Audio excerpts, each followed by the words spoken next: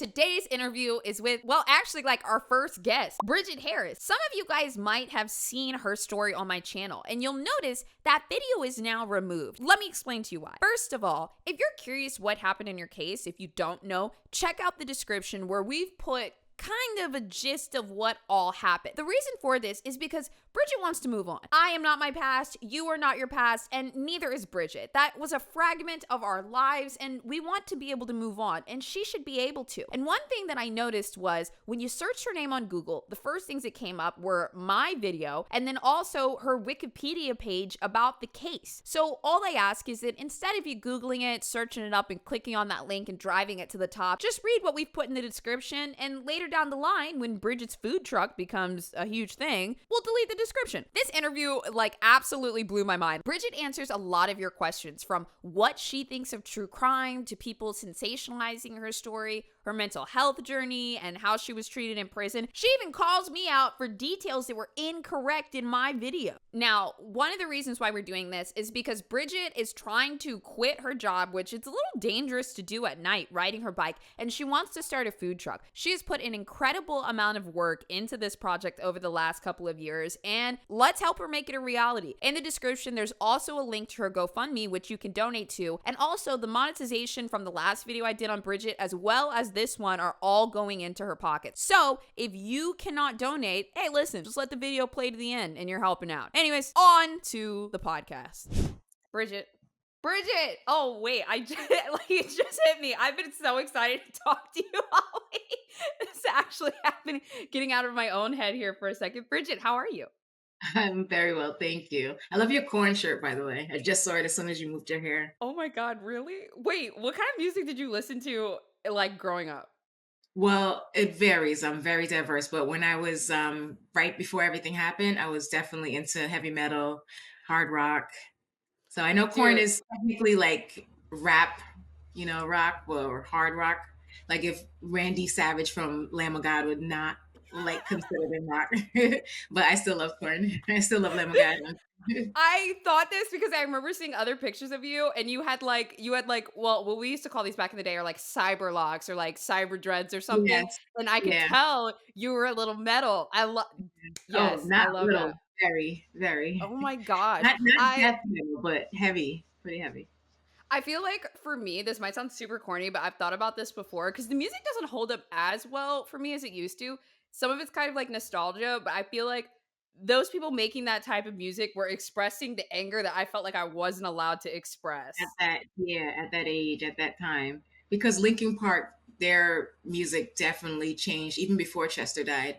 I felt like the first two albums was it. I loved it, and everything else after that, it was like, okay, maybe they don't have so much pain in their life, but I was like, well, I still have pain, so I'm not going to listen to this. But definitely now it's totally different, like where your headspace is mentally. You're like, I'm not who I was then. So the music is definitely different, but I still love it. It's just OTEP. This was one of my favorite bands. She's band based out of LA. She's a Yeah, I know what poet, OTEP is. Yeah. and her music for me was like, she saved my life type stuff. But now it's like, I don't feel that anger anymore. So it's definitely different, but I still like listening to them. Dude, I'm fangirling right now as like an OG metal black girl. I love this. Okay, Yeah, there were not many of us. You're the original. But I right, okay, right. I also understand that some of my fan base knows that I'm obsessed with like my vintage tees and like all my metal stuff and everything. And then some people are like they're like, "What are they talking about?" This is important to us, okay? Just so you Yeah, guys know. I still have my Disturbed shirt, one of my OTEP shirts, and I think that's it. Oh, one Avenged Sevenfold shirt. That one I've had to like cut it up, cut off all the arms and stuff, but I still have like the front. So yeah. Oh my God, I love it. I'm so happy.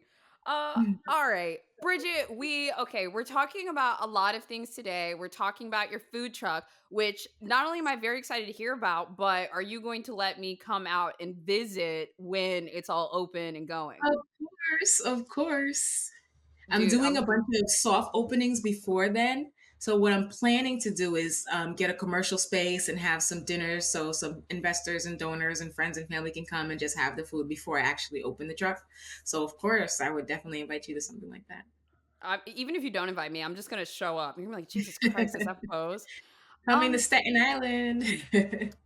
Somebody, so I kind of posted a Q&A on my page, and somebody asked, I'm sorry, we're gonna go kind of heavy here, but somebody asked a question that I didn't even know happened, and I also want, I need the answer to. Right. Somebody said in an interview when Bridget was asked if she would do what she did again if given the chance, she said no, she would take a different approach. Could you elaborate on that? Like, Yeah. Yeah, I definitely feel, ooh, that was not the right choice because what I was looking for, I didn't get.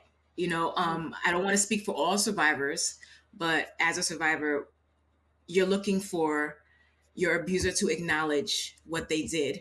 You're looking for them to acknowledge that pain, that hurt, and then hopefully saying that they won't do it again, or I don't know, just some acknowledgement that, yeah, this yeah, happened to me by you, and he's gone, so you're still not getting that.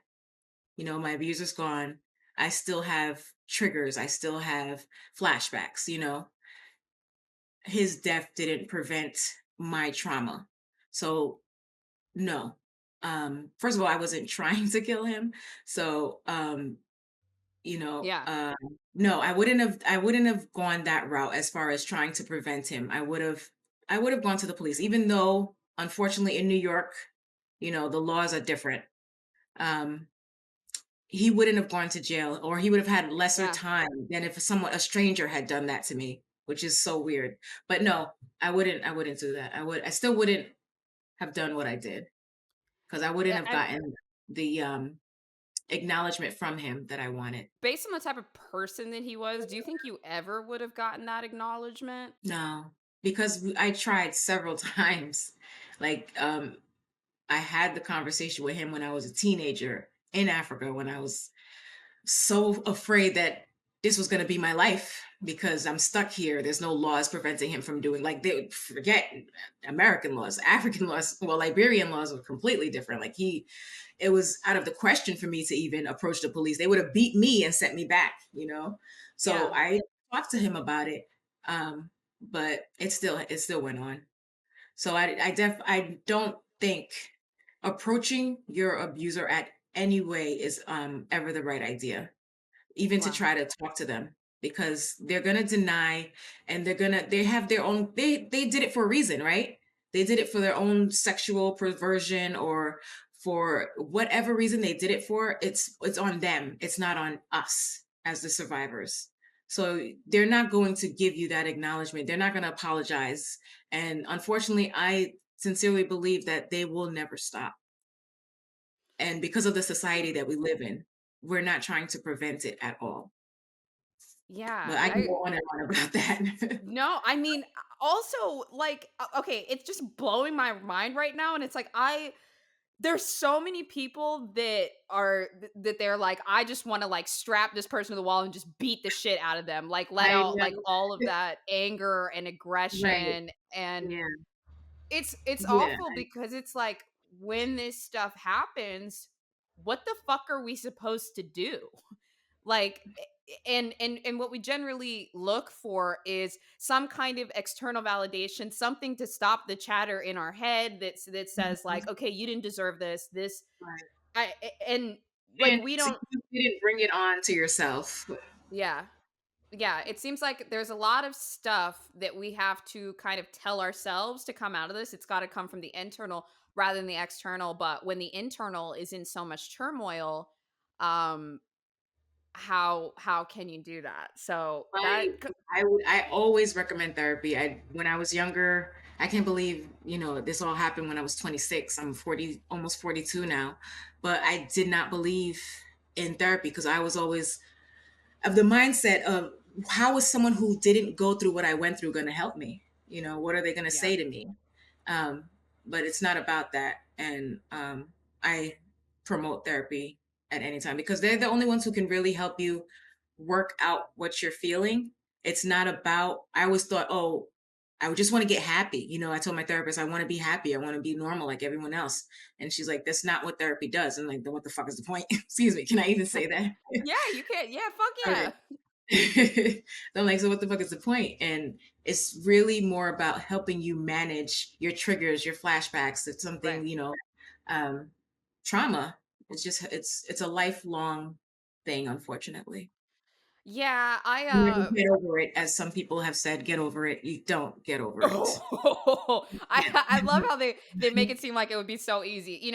For the longest time I did, because I have PTSD, and I have and for the longest time, I didn't think that I did, because I felt like we were taught, like, war veterans and everything have PTSD, and I was like, "What? Like I fucking suck. Like there's no way." And then, I went from doing talk therapy to eventually doing like EMDR, which was like trauma processing. Have you done that Yeah, before? I did. I had to do that like right away while I was Yeah, incarcerated. Yeah. was it like genuinely helpful to you? It was so hard though, because I'm not sure if you had the same thing, but because when she asked me what do I do when the thoughts come in at music, always block it out. I was always blocking Mm. everything out. Music was literally my lifesaver, is my lifesaver. And she's like, don't block it out. Don't block it out. Oh Let the my thoughts come. And god. I'm like, in prison, in my cell. I have to so I know. unfortunately that's where it started. That's where the healing started. I had to let the thoughts come and process and know is that the same thing that you're doing, like processing the thoughts and the feelings and Yeah, dog, I'm about to cry. Well, actually, and it's funny because I've been doing EMDR for a while, but my healing really really came when I stopped like drinking and I stopped smoking weed, because I stopped self-medicating. That was my form of numbing it out. And so it's like when the bad thoughts hit, what I learned happened was the anger would hit, or the discomfort, and the anger was always covering up the hurt. yeah. Yeah. And so sometimes I would act on the anger, or sometimes I would try to drown out the discomfort. And so when I stopped self medicating, it really took away those layers. And I think another thing that happened too, I don't know if you went through this, but like I felt like I didn't deserve to be like upset. Like I felt like I wasn't worthy of being like taken care of, or worthy of self-love at all. So it was hard for me to get through those layers and decide, "Oh my god, I've been really hurt and I do deserve love and I do deserve to like take care of myself." It sounds so corny to think about, because I've gone through 30 years of like hating myself, which was so much easier. And like, I don't know, do you relate to that at all? Yeah, I do. I do. Um oh God, yeah. I I know thought this about is tough. I'm yeah. sorry. 'Cause you're going with because I'm not the same way now, but yeah, when you said that, I'm like, yeah, I remember feeling that exact way at certain points in my life, and thank goodness I'm not there anymore because it is a horrible feeling. Yeah. Yeah. And I think sometimes, and wow, that's okay, that makes me so happy, because it's like there is hope to get to the other side, because I'm still in that discomfort kind of like period, Mm, Um and working through that. And it seems like you're really on the other side, but so many people are more comfortable self-medicating, drowning it out, and just deciding, I'm trash. It's easier yeah. this way. I have no responsibility to be a better version of myself, which is hard. Those feelings are horrible to sit in. The problem is they won't even admit it to themselves. So if you can't admit it to yourself and you can't acknowledge it, how are you going to change it? You have to first acknowledge that this is how I'm feeling. And now what can I do to work on that? You know, Yeah. And to everyone deserves to be loved, Come on. Yeah, that's true. And Well, it's yeah. Well, wait. I could you rephrase that, but yeah, you know what I mean. as a general blanket statement. Well, yeah, Yeah, man. Okay. Yeah, sorry. We went we went a little deep with that, but yeah. how did the other inmates treat you when you were in prison? Yeah, so since I was diagnosed with a mental health disorder, I was put in the mental health unit. So I was in a unit with women that had like bipolar, schizophrenia, and I didn't really talk about my case with them. It wasn't until probably, I don't know, maybe 6 months to a year that I was put into the general population on Rikers in the jail. Right. Um, yeah. I was there for 27 months, so a little over 2 years. And it was fine. Like, it was, everyone was, especially on Rikers, everyone was fighting to make sure that they didn't go. It was always, I don't want to go upstate. I don't want to go upstate, meaning they didn't want to get sentenced to go to prison. So it wasn't as I don't know, it was just different. Nobody bothered me, nobody hated me. It wasn't until the end that these officers who actually were on my side and liked me, I guess they started getting upset with the media attention that I was getting. Mm. And they started treating me different because you had to be escorted everywhere. And usually when they escorted me, they allowed me to say hi to people. But after everything started happening, they started, don't talk and walk to the right, and just treated me completely different. And I asked one of them to let me stay for Thanksgiving because I got sentenced right around Thanksgiving. And I wanted to stay with people, and my lawyer was doing something, and they were like, no. And they made sure I was on the first bus out of there. It was weird. I don't know. Media attention for what? I don't get the jealousy. I'm going to prison, Yeah. not famous. I'm infamous. It's a difference. But it was a bit of, I would argue that. and I would debate that, but okay. I understand. yeah. Yeah, wow. Dude, yeah, you've lived quite a life, but I mean, like, it's also it's so inspiring to see like how healed you are, like. I'm not 100%. I don't know if I'll ever be 100%. I still have issues. You were talking about that anger. There's that anger that comes out, especially when I'm riding my bike. I feel like Dr. Jekyll and Mr. Hyde when I'm so nice and sweet, but then I get on my bike and I'm like, get out of my way. Get a little road rage. Well, you know what? I think that's a good way to kind of let things out too. Oh gosh, yes. Did you were you surprised so like when you got sentenced, did you just think like, this is it, this is my life now? Or were you surprised when people started coming out of the woodwork and started fighting for you? Were you like, Ooh, oh shit, like. yeah, right away, because my plan was, I was not planning to be anywhere around after I did what I did. But I kind of felt like something was wrong. So that's why I was calling the police, making sure that they got him in time. But they didn't. So because nobody was telling me anything, I called my sister, and she came and got me. And I was just trying to figure out if he was still alive. And once I found out he wasn't, it was too late. They had already put me in the mental hospital. But yeah, I was very surprised at the support. I did not expect the amount of people, the type of people, the politicians and stuff to support me, because, especially what I did to a man, that's like the ultimate no. So Yeah. for a lot of men to support me as well. And then unfortunately, a lot of men who have been abused, you don't hear about it as much, but for some reason they feel comfortable writing to me. I get so many messages from men who have been abused, and it's just astounding. I honestly think there could be more than women. It's just that the men don't talk about it, because there's that stereotype of, homosexuality and just stupid, idiotic things. And they're taught that they have to repress it and they can't speak out about anything, and then it Pretend it didn't translates into happen. Yeah. anger. I think there's a lot of men that are like labeled as violent and angry that were abused like Yes. in a myriad of Yes. ways, and they don't know what to do To with it. do And it's tough because it all started with like it not therapy. being their fault. Yeah. And then yeah, God, that's wow. So you had a lot of people writing to you about that. I didn't expect that. That's wild. Yeah. Facebook messages all the time. All the time. I have to Really? keep reminding myself to check it because it doesn't automatically pop up. It goes into your like other section. So when I check it, I see a lot of messages there from, unfortunately, too many survivors. Wow. It's ridiculous. How does that feel though, that like so many survivors like look up to you?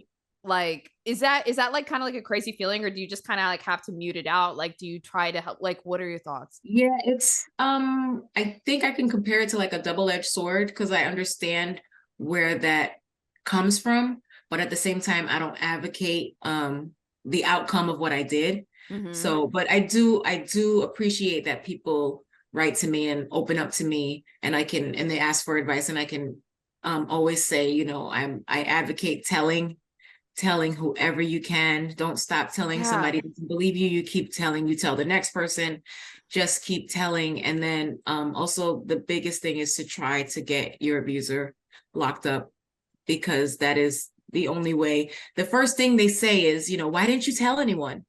Right? That's the first thing they say. Why didn't you tell anyone? Yeah. So we have to get over that fear of, I'm embarrassed. I feel dirty.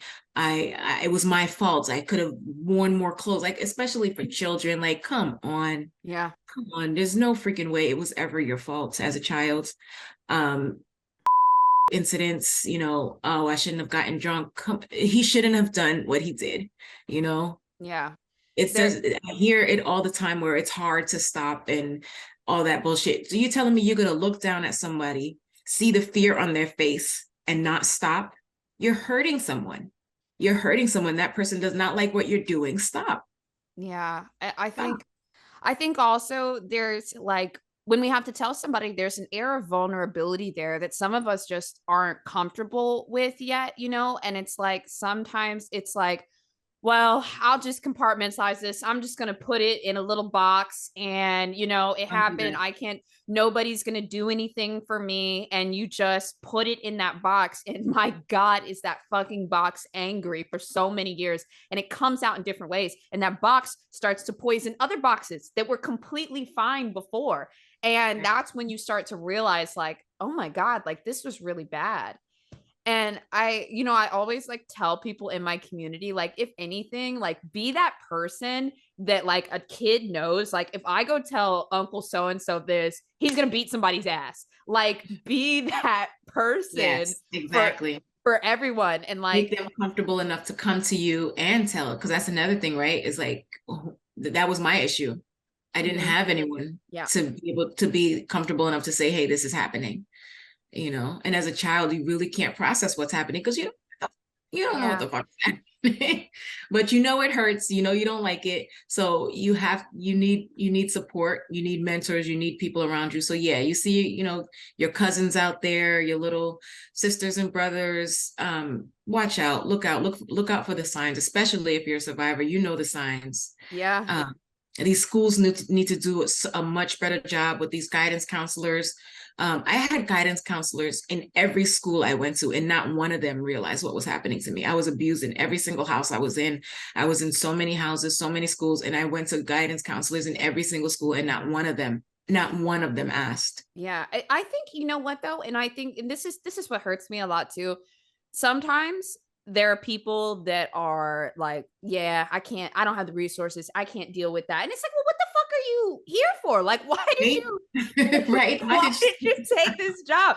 Why'd you get up? Why'd you get out? Like, there are volunteers that have been through this that would do a better job than some of Yes, these getting people. paid. Yeah.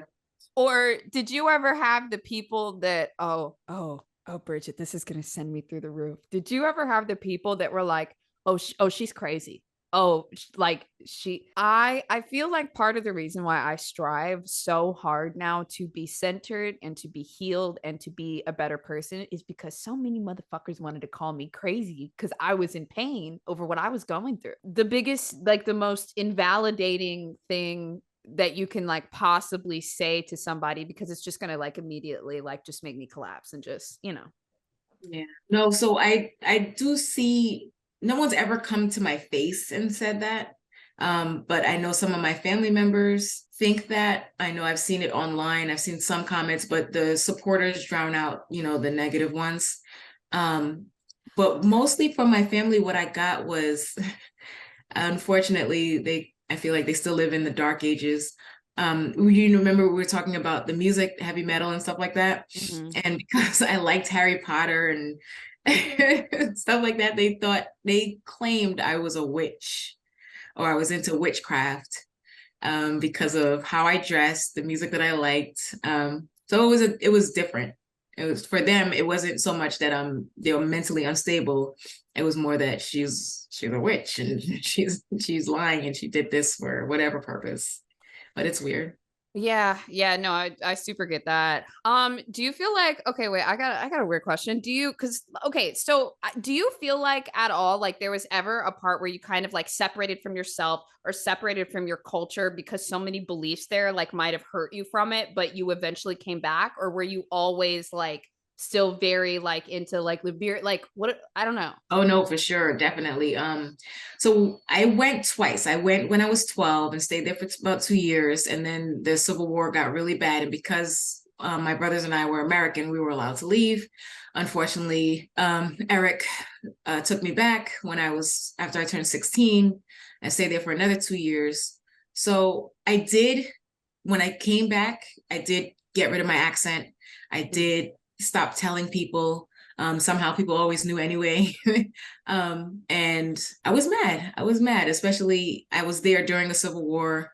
It was not, the best of times. I did things that people here would not even think about living in I don't even want to say a third world country, but just a country that has been through a lot. Getting water from a well instead of turning the water on, cutting your grass with the machete instead of a lawnmower, washing your clothes in the river or the bucket of water and things like that, flushing the toilet with a bucket of water.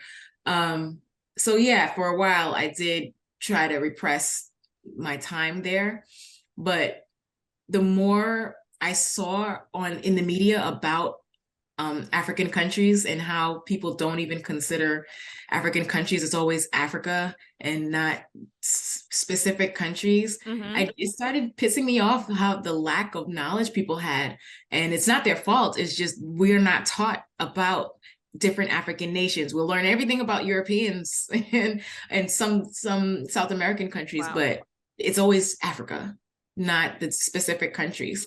So I started, instead of getting angry with people, I started trying to educate them and let them know. Wow. Specifically, I always say, I'm from West Africa, I'm from Liberia. And, I will let them know because they don't know. So I decided not to be upset with what happened to me while I was there, because it's not my culture's fault. It's not my country's fault. It's his fault. So I did actually decide that I wanted to learn more about his tribe. Yeah. I did not want to relate to it at all, but I want to learn more about it, see if I can learn the language as well. Wow. And then the food truck you're doing is the Liberian food truck. Like, yeah, it is Liberian food. So what type of food, like what kind of like spices and meat and everything are like more natural to that area? I want to know a little bit about that. Yeah. So the great thing about African food, I'll say in general, is that Asians, Hispanics, and Africans, we all use the same ingredients. We just use them in different ways. Like Hispanics call what we call cassava, they call it yuca. And so they don't use the leaves from the cassava, but we do. So I have this one dish that we call cassava leaf. You can eat it with rice or you can eat it with fufu, depending on how you cook it. And it's basically the leaves from the cassava plant or the yuca plant, and you cook it with palm oil. Yeah. Another dish is palm butter. It's made with palm nuts. There's a palm nut tree. It's like it's a tiny orange nut. That's where the palm oil comes from, or the red oil. If you've ever had, if you know anything about red oil or palm oil. But palm butter, you can eat that as a soup. So most of the Liberian dishes are stews and sauces, and you eat it with either rice or fufu. Are you familiar with fufu? No, I'm not, but this is sounding real good. This is sounding real good. It's all over YouTube right now, and Nigerians have definitely made it famous. But Liberia and Nigeria are definitely two different countries, and we cook our foods completely separate. Like we have this war with our jollof rice. The Ghanaians, I believe, either the Ghanaians or the Guineans are the ones who invented it, but Liberia is known for making it the best. Okay, wait. I'm trying to start any fights here. I'm just saying. Yeah, I'm just saying because I'm part Nigerian, Bridget. My family's from. I'm sorry. But okay, I'm not going to disrespect your rice at all, but I just gotta say you guys use a little bit too much tomatoes. Honestly, you know what? I need to learn more about it because you're actually teaching me more about it than I even know. My family's from. Oh yeah, jollof rice is this huge thing, and we have jollof wars, and they go city to city and have contests about who makes the best jollof rice. It's a thing. Wow, and I will show up and eat it, and then look, if yours is better, I'll betray my whole country. No, I'm just kidding. Oh, ours is the best. Liberia, number one. That's so exciting. So it like, Yeah. okay. And then also, because I love this. So when we first started talking and you were like, hey, I want to start a food truck.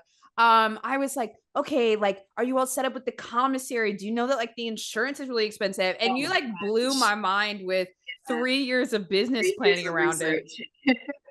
Oh my God. Yeah. And I wanted to start with the restaurant, but then COVID happened. And then I was like, you know what? You may think your food is great, but who knows if you're going to get it. But I specifically going to Staten Island because that's where the Liberians are. There's a Mhm. huge community there, like 6 to 8,000. Outside of Liberia, I believe it's the largest community of Liberians. They have a lot of Liberians in Minnesota. Their mayor is actually Liberian, which I think is so cool. Minnesota, like the coldest, one of the coldest states, you have Liberians over there.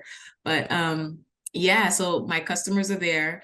I know they need it because there's only one Liberian restaurant out there, Mona's. Shout out to Mona's. Mhm. But when she doesn't cook enough food to last for the whole day. So she runs out of food like 3 to 5, and then there's nothing else. So people have to go to whoever's cooking in their house, like who's cooking. Every time I go to Staten Island, it's like, who's cooking today? We got to go to somebody's apartment.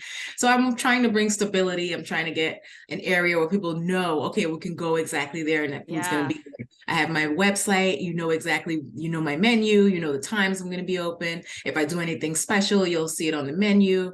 I have the social media. So I'm just trying to bring stability, reliability to Staten Island because there's been a lot of attempts to bring some Liberian restaurants, but they never, I don't know, it's just never successful. I think you know what it is?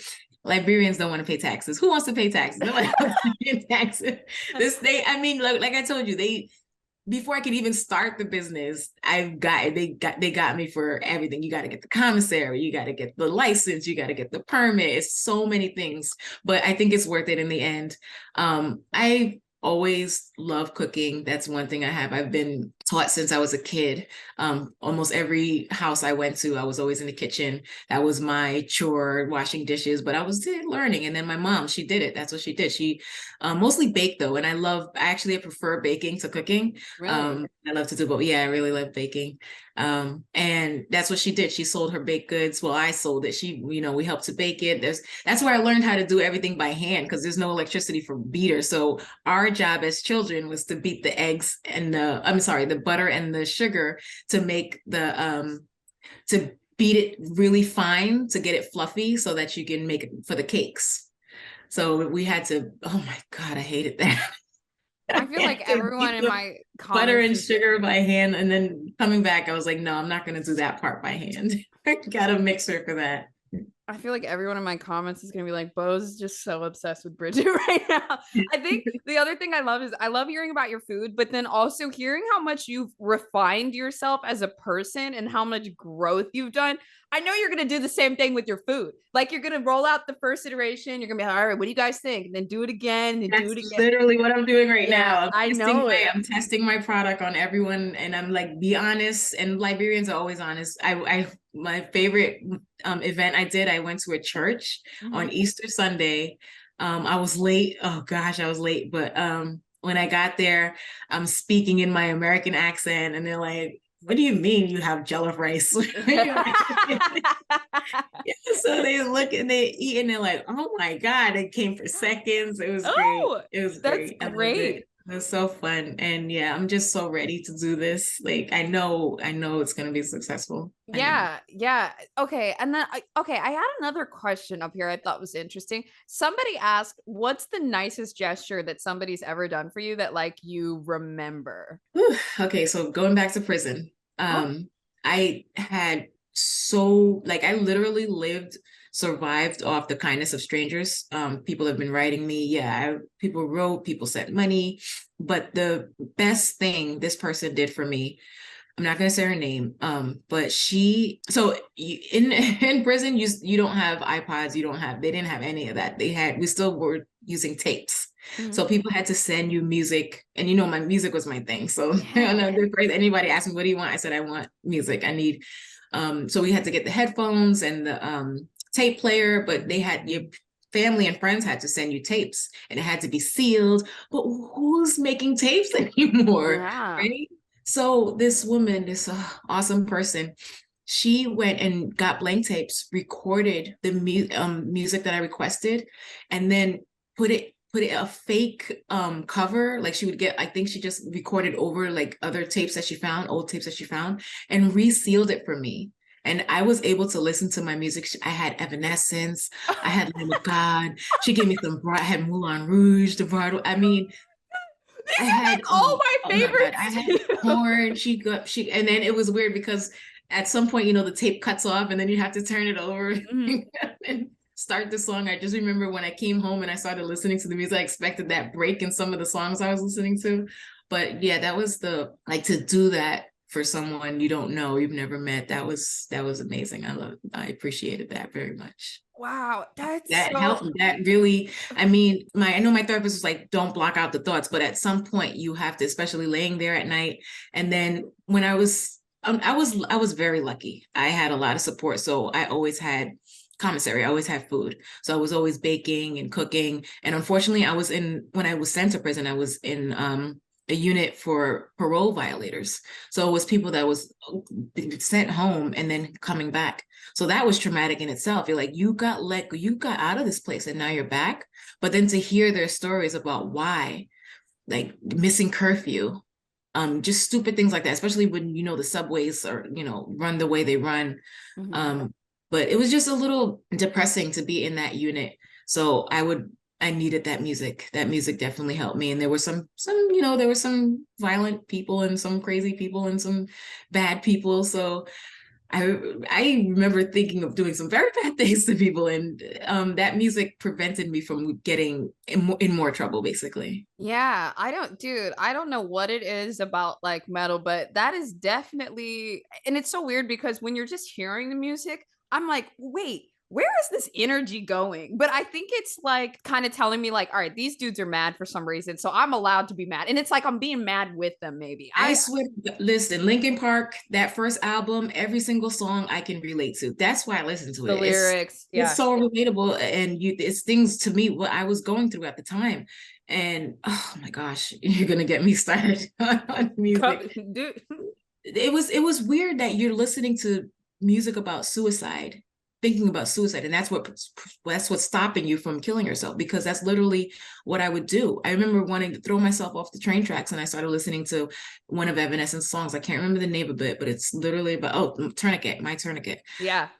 And, there's another song with Papa Roach, cut my life into pieces, this is my last resort. Like that music prevented me from killing myself, You so you're it it's saved the me. lyrics. It really is. Yeah, And the to lyrics know put that I, it's hitting me now. Like for a lot of those things, the lyrics put into perspective for me the things that I couldn't articulate. And I didn't even think about it that hard. It's just they were like there, you know? Like when you said tourniquet, like that song started playing in my head, and I'm like, yeah, yeah, because it wasn't like, bring me to life that was making me feel things. It was stuff like tourniquet, or like Corn. I listened to the entire Untouchables album, and it's like, their headliner songs were like Here to Stay, which like I like the anger there, but like my favorites were like Alone I Break or Hating. And like I to this day, I like this is like my eighth Corn shirt. I have so many. It means so much to me. And like, you know what? I'm still the same old bitch. I'm still listening to metal, still listening to Job for Cowboy, Corn, right? all that stuff.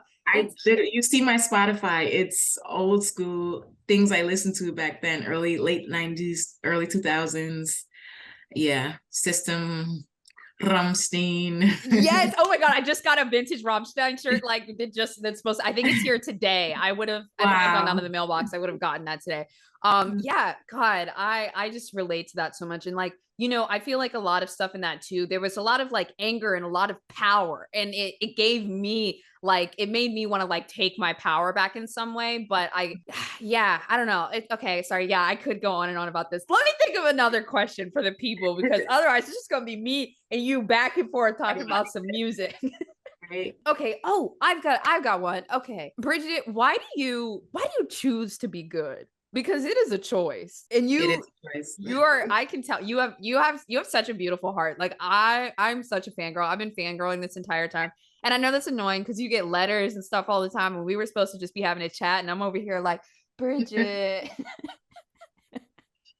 It's okay. It's okay. But yeah, it is a choice. I made that choice, I think specifically to be different from my paternal family. Mm, Um, just the way they treated me. Normally in Liberian culture, what they did to me would be done to like an orphan. Because of the Civil War, there were so many orphans, so people were taking children in and just using them as servants, basically. But for it to be done by your own family, this was my paternal family. This was Eric's sister, his mom. yeah. And the things they did, the things they said. I just wanted to be different, you know. I'm not saying I'm perfect. I make mistakes. I get impatient. But I always try to step back and remember and acknowledge, like, hey, you're becoming them. And I Mm. don't want to become, Yeah, literally, it's almost like a I good believe. form of rebellion. Yeah. Plus, I also believe I'm an empath. As much as I hate humans sometimes, I still feel empathy and I know that they don't mean to be rude and just, jerks sometimes. Yeah. So I just try to put myself in other people's shoes. Literally, what if that was me, what would I want someone to do, especially seeing people on the street? Because I've lived in homeless shelters, but I could have been on the street, where I am now, living in supportive housing. I'm just so freaking grateful. I could be one of those people, the temperature's dropping, and I remember, being outside and hating the shelter, but being grateful that I'm not sleeping on the street. So if I see someone, I definitely try to help. I just always remember that that could be you. Yeah. And you don't want someone stepping over you. You don't want someone, but I always, even if I can't help, just acknowledge. People just want to be acknowledged. Don't just pretend like you don't see them. Just like, not today, buddy. Sorry, something kind. Stay strong. Just something.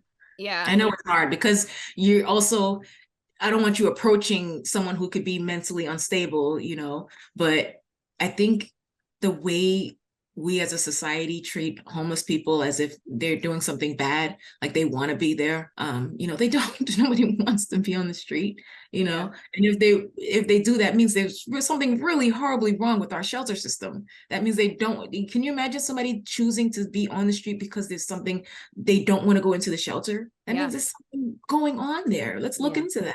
They've You been know? through stuff and it's not safe in there. I like what you Yeah. said too about like acknowledgement. I find that so many people are like just repeating their childhood or their childhood trauma because it's like comfortable to them in a way, and like people that were made to feel invisible as kids, like they still believe as an adult that like nobody should acknowledge them, or like there's I don't know, I could go really deep into this, but no, I get that. And I know you said you do some work like with like locally. Oh yeah. So social justice work is something I'm definitely passionate about. It's weird to say it, but I think getting arrested was kind of good for me because otherwise I wouldn't have known how horrible our justice system is Mm, and understand what women go through and men too. But yeah, I work with several organizations. It started with Steps to End Family Violence. Sister Mary Nerney was the founder. She was a nun, and she tried to get me into the alternative to incarceration program before I mm. got convicted. Unfortunately, the judge was like, no. So, but yeah, but they had another a reentry program. So when I came home, they helped me out. I actually lived with her for a while. She was just this awesome woman. But I work with Reentry Rocks. That's a woman who was also with Sister Mary Nerney and Steps. She created her own. She was in prison for 25 years. She came home. She has a for-profit and a nonprofit. She's an awesome woman, Sharon Richardson. Right now, I'm working with the Columbia Law, working with some law students as a podcast consultant. They're law students, so they're trying to figure out, the justice system and Yeah. work and see what they can do to change things and change laws and see what it speaks to people who have experience. And then another Columbia program, which is happening tonight, actually, it's called Hmm. Beyond the Bars. And that I'm doing every Tuesday night. And we're working on a project with the Women for Justice program.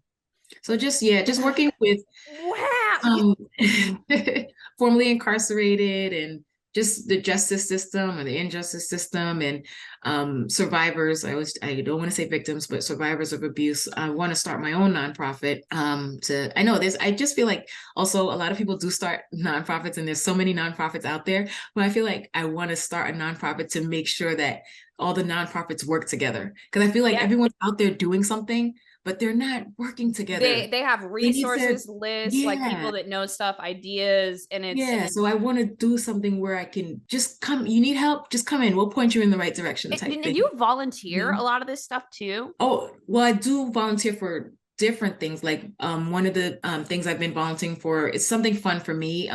But it was when I started having my first surgeries. I had like 9 surgeries. And before my very first one, I was looking for something to do with my niece and nephew. And I found this free kayaking spot. And I was like, what? Free kayaking in New York? So I took them to it. And my my niece and I fell in the water, but they were so sweet. They helped us out. They let us dry off. We sang karaoke with them that night. It was just like a fun environment. So I've been volunteering with them since 2014. And then another organization I volunteer with, I really am passionate about. Unfortunately, I don't have a lot of time these days, is rescuing leftover cuisine. I'm a biker. I deliver food on my bike, or I used to before, about to do this food truck. Yes. So in between my DoorDash orders, I would pick up leftover food from restaurants and bakeries and take them to homeless shelters and pantries. Girl. And the organization's Rescuing Leftover Cuisine, really good organization. You do so much volunteer stuff. I have to like put out there, and also you should be getting paid for a lot of this stuff too, because your Full information disclosure, and I am a lead rescuer with RLC, so I do get, I think it was $10 or $15 for each lead rescue. I mean, well, even the other stuff you're helping with, like the law podcast and everything, I'm gonna dig into this myself too. But like, I noticed that like when like you Google your name or something, a lot about the case pops up. You should Yeah. be getting press to kind of not necessarily bury this stuff, but start to, get a log of everything else that you're doing I so that really like do. I want to know how to do that, because I really I am will help you. tired of the top thing being, that I really hope people Yes. don't be like Mike Tyson and Robert Downey Jr. and always bring up, aren't you the woman that did this? Because I see that a lot You're so sometimes. much more. Like, aren't you the woman that did that? Okay, that's something I did, but that's not who I am. So yeah, I really would love for Bridget's Kitchen to come up first when my Yes. name pops up. So that's something I'm gonna work towards. But Yeah. also I am getting paid for the Columbia stuff as well. So, Good. More. Yeah. We'll talk but about I that I do more. it regardless. I do want to ask, so a couple people were curious about this too. How do you feel about like true crime media and things like that? Because, I was one of the people that got some details of your story wrong, but I think it's, also because there were so many resources, but they essentially sensationalized your story. And so then when it comes to people like me or other, podcasts or whatnot, Yeah. it's not, You like don't have what. all the correct information. Yeah. So as far as the true crime, I don't have a problem with it. I just wish that the facts would be there, because that's something that's always been a bit of a problem. But with movies, they do that on purpose, right? They Yes. sensationalize because they want. Because I remember, what was the movie with Angelina Jolie and forget her name, but Girl Interrupted. Oh, I yeah. remember the author of that book being very upset because they changed everything. But with true crime, it definitely helpful to try to reach the source, because the media does that. They love to sensationalize.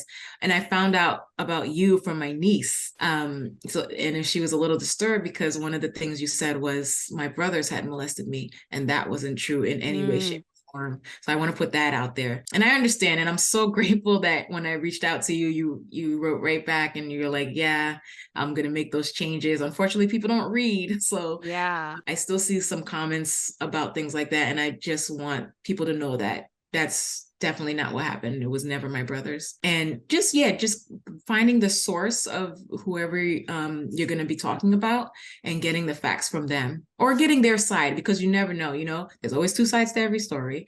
But getting that person's side. And unfortunately, even when I talk to the media and I specifically asked them, because I saw things being written that was wrong, I said, first of all, portraying him as my stepfather is wrong, because it lessens the blow. Just because we had two different last names, they kept referring to him as my stepfather. He was not. I don't consider him a father, but unfortunately he was the person that impregnated my mother. So they always would print that. They would always get my name wrong. They would always get my age wrong, just little things. And after I specifically asked them when they came, and I just didn't want to talk to them anymore, but my attorney was like, you got to talk to them. It's for your case. It's going to help you. Yeah. Screw the Daily News, but whatever. Yeah. Yeah, that was one thing that I noticed because early on, and I apologize that I got your details wrong too, Bridget. I know that's hurtful and it No, puts I things already out accepted there. your apology. You made it right, and I appreciate it. Yeah, but I mean, still, I think one thing that I noticed about it too, because people ask me all the time, like, Bose, have you seen this Netflix series or seen, this episode of this? And I actually, even though I originally started watching all of that stuff, and that's how I got into true crime, I noticed that there's always a hero and a villain in the story and a storyline that they try to cram all of the facts into. And Yeah. I didn't like that because when I would start to really research the cases, originally I was doing everything by myself and just kind of like storytelling, but I added more people and we'd be digging into these stories and it was nothing like the summary or like the TV version. And so, some people in my community probably noticed that I stopped covering stuff like that too because it just wasn't accurate. And I feel like Yeah. they always want there to be a hero and a villain, and sometimes everybody like fucking sucks in the situation, or sometimes they want to leave stuff out that changes Yeah. the course of the Oh, story too much. yeah.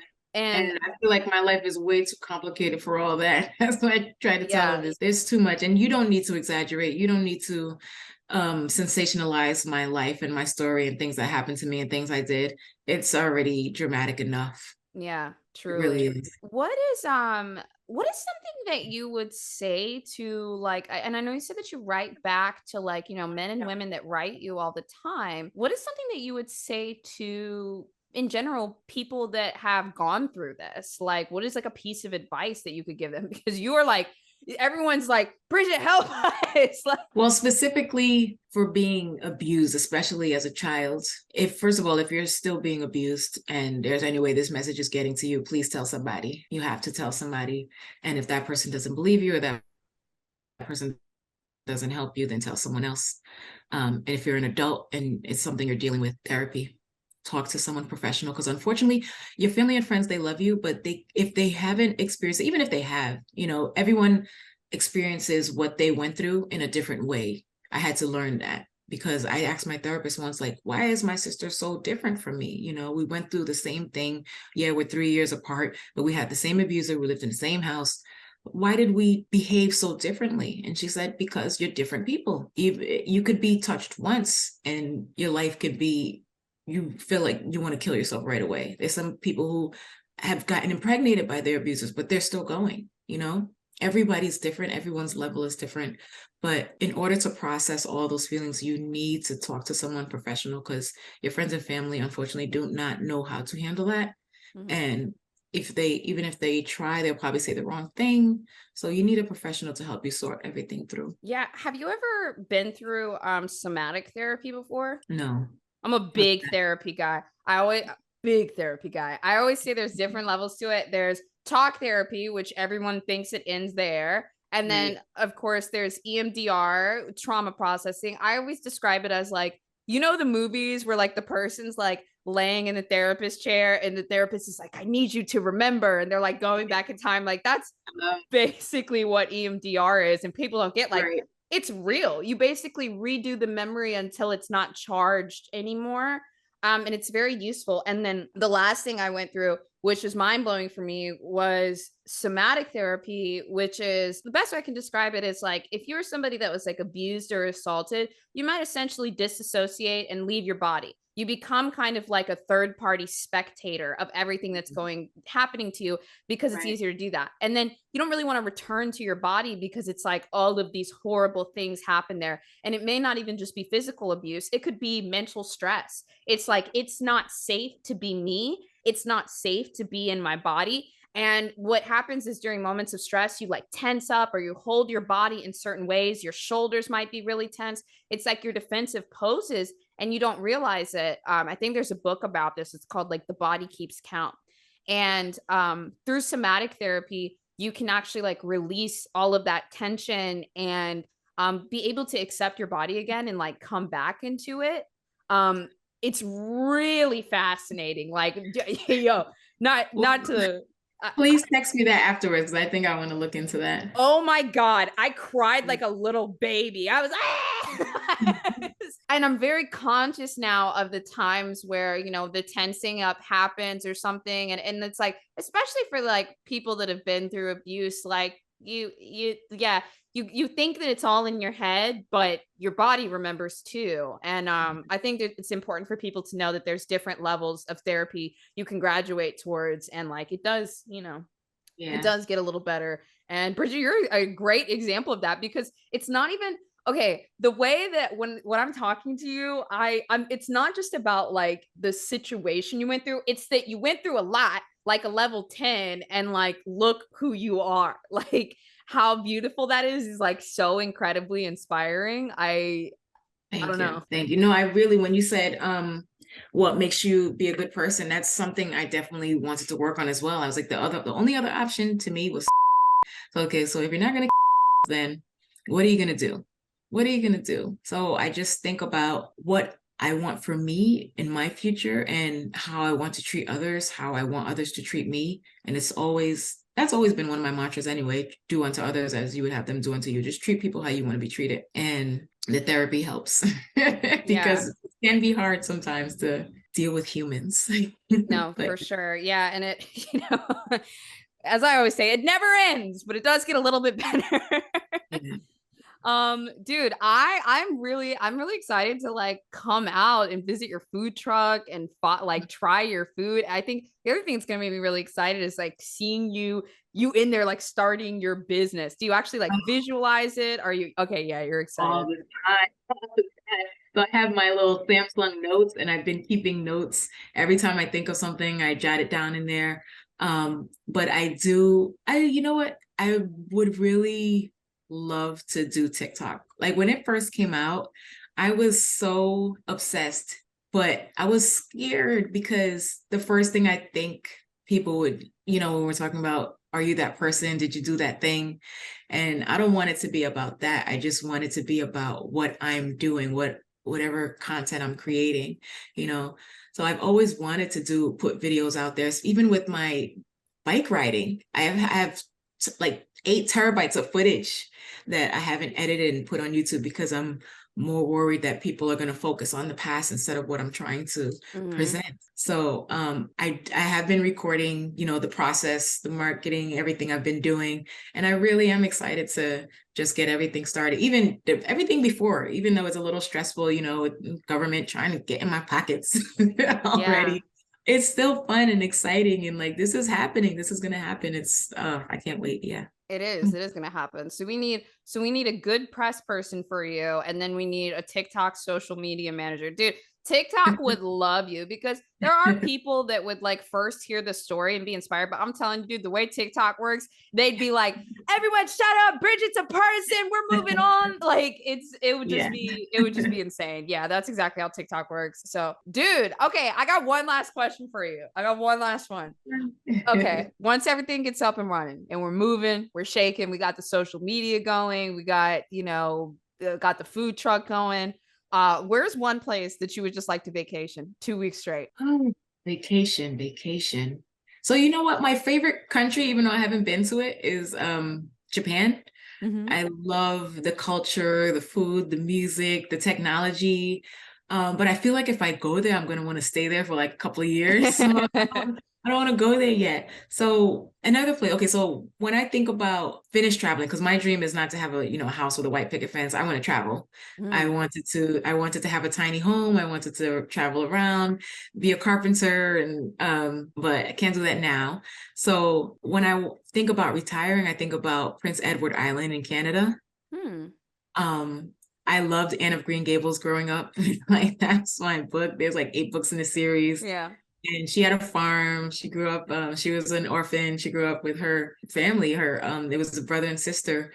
And the way it's described, it just sounds like such a beautiful place, but it does remind me of being in West Africa and being on land, with fresh air and animals around. And so Prince Edward Island, unfortunately, I think I heard that Canada doesn't accept felons. So I'm trying to look into that. No, I know. I heard that. I was like, home no, away from don't tell home. me that, because I'm going to Prince Edward Island. I'm going to farm.